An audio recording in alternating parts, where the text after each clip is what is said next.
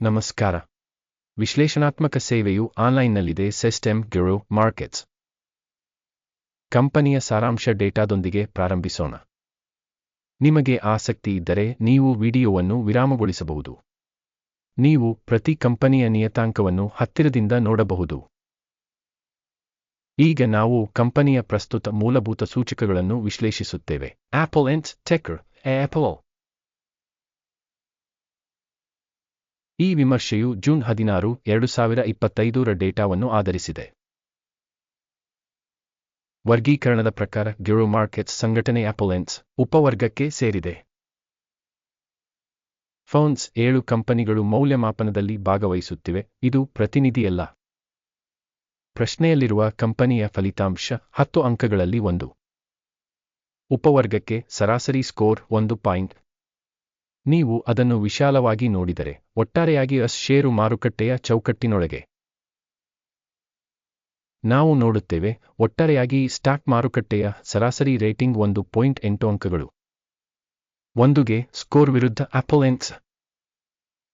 ಕಂಪನಿಯ ಷೇರು ಬೆಲೆಯ ಡೈನಾಮಿಕ್ಸ್ ಅನ್ನು ಹೋಲಿಸುವುದು ಆಪಲ್ ಇಂಕ್ ಮತ್ತು ಉಪವರ್ಗದ ಕಂಪನಿಗಳು. ಕಳೆದ 12 ತಿಂಗಳುಗಳಲ್ಲಿ ಷೇರುಗಳನ್ನು ನಾವು ನೋಡುತ್ತೇವೆ. ಆಪಲ್ ಇಂಕ್ ಮೈನಸ್ ಬದಲಾವಣೆಯನ್ನು ತೋರಿಸಿದೆ 5.7%. ಉಪವರ್ಗದಲ್ಲಿನ ಬೆಲೆ ಬದಲಾವಣೆಗಳ ವಿರುದ್ಧ -4.8%. ನಿಗಮದ ಮಾರುಕಟ್ಟೆ ಬಂಡವಾಳೀಕರಣ ಆಪಲ್ ಇಂಕ್ ಮೊತ್ತ $2,933.81 ಬಿಲಿಯನ್. $2,961 ಬಿಲಿಯನ್ ಉಪವರ್ಗದ ಬಂಡವಾಳೀಕರಣದೊಂದಿಗೆ ಕಂಪನಿಯ ಪುಸ್ತಕದ ಮೌಲ್ಯವು $65.73 ಶತಕೋಟಿ ಎಂದು ಅಂದಾಜಿಸಲಾಗಿದೆ.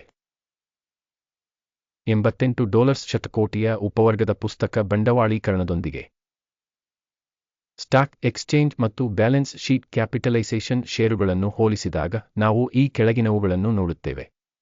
ಪಾಲು ಆಪಲ್ ಇಂಕ್ ಉಪವರ್ಗದಲ್ಲಿ ಮಾರುಕಟ್ಟೆ ಮೌಲ್ಯವನ್ನು ನಿರ್ಣಯಿಸುವಾಗ 99.074%.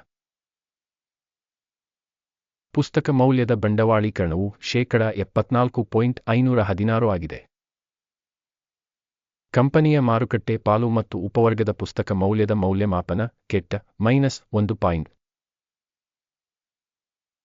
ಅಧ್ಯಯನದಲ್ಲಿರುವ ಕಂಪನಿಯು $96.60 6 ಶತಕೋಟಿ ಸಾಲಗಳನ್ನು ಹೊಂದಿದೆ. ಪುಸ್ತಕದ ಮೌಲ್ಯದ ಸಾಲವು ಈಕ್ವಿಟಿಯ 147%. ಕಂಪನಿಯ ಸಾಲಗಳ ಫಲಿತಾಂಶ ಕೆಟ್ಟ -1 ಪಾಯಿಂಟ್. ಕಂಪನಿಯ ಮಾರುಕಟ್ಟೆ ಮೌಲ್ಯ ಮತ್ತು ಲಾಭದ ಅನುಪಾತವು 30.2 ಆಗಿದೆ. 30.2ರ ಉಪವರ್ಗದಲ್ಲಿ ಸರಾಸರಿಯೊಂದಿಗೆ ಉಪವರ್ಗದಲ್ಲಿನ ಸಂಸ್ಥೆಗಳಿಗೆ ಹೋಲಿಸಿದರೆ ಕಂಪನಿಯ ಷೇರು ಮಾರುಕಟ್ಟೆ ಮೌಲ್ಯ ಮತ್ತು ಲಾಭದ ಅನುಪಾತದ ಮೌಲ್ಯಮಾಪನ ಒಳ್ಳೆಯದು 1 ಪಾಯಿಂಟ್. ಕಳೆದ 12 ತಿಂಗಳ ಲಾಭ $97,283 ಮಿಲಿಯನ್. ಮುಂದಿನ 12 ತಿಂಗಳುಗಳ ಮುನ್ಸೂಚನೆಯ ಲಾಭವು ಪ್ರಾಥಮಿಕ $116.25 ಬಿಲಿಯನ್ ಆಗಿದೆ. ಉಪವರ್ಗದಲ್ಲಿನ ಕಂಪನಿಗಳಿಗೆ ಹೋಲಿಸಿದರೆ ನಿರೀಕ್ಷಿತ ಭವಿಷ್ಯದ ಲಾಭ ಸೂಚಕಗಳ ಮೌಲ್ಯಮಾಪನ ಒಳ್ಳೆಯದು 0.5 ಅಂಕಗಳು.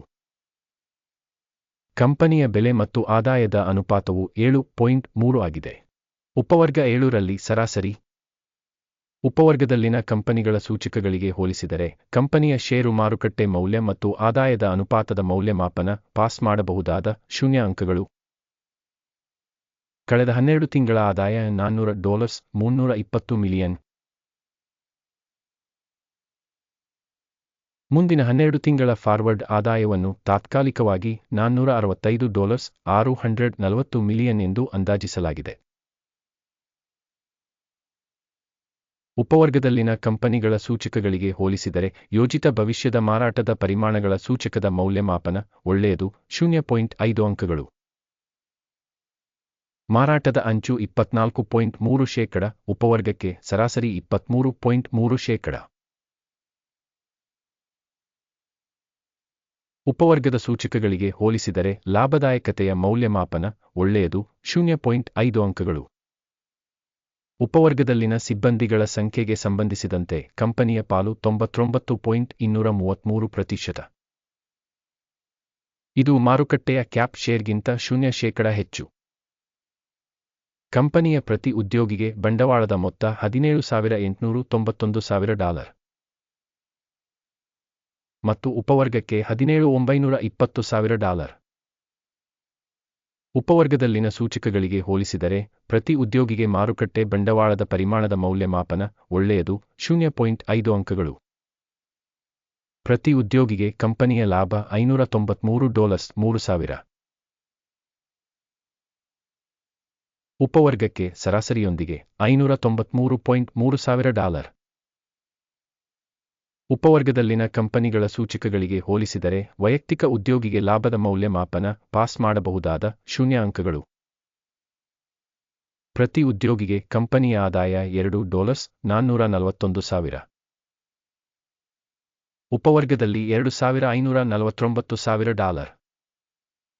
ಉಪವರ್ಗದಲ್ಲಿನ ಕಂಪನಿಗಳ ಸೂಚಕಗಳಿಗೆ ಹೋಲಿಸಿದರೆ ಪ್ರತಿ ಉದ್ಯೋಗಿಗೆ ಆದಾಯದ ಮೌಲ್ಯಮಾಪನ ಪಾಸ್ ಮಾಡಬಹುದಾದ 0 ಅಂಕಗಳು. ಸಣ್ಣ ಸ್ಥಾನವು 0.7%, ಉಪವರ್ಗದ ಸರಾಸರಿ 0.7%ಕ್ಕೆ ಹೋಲಿಸಿದರೆ. ಸೂಚಕ RSI 14 ಕಂಪನಿಗೆ 41% ಮಟ್ಟವನ್ನು ತೋರಿಸುತ್ತದೆ Apple Inc. ಆದರೆ ಉಪವರ್ಗದಲ್ಲಿ ಈ ಮಟ್ಟವು ಸರಿಸುಮಾರು 41%. ಕಂಪನಿಯ ನಿಜವಾದ ಸ್ಟಾಕ್ ಮೌಲ್ಯಮಾಪನವು ಸುಮಾರು $196 ಆಗಿದೆ.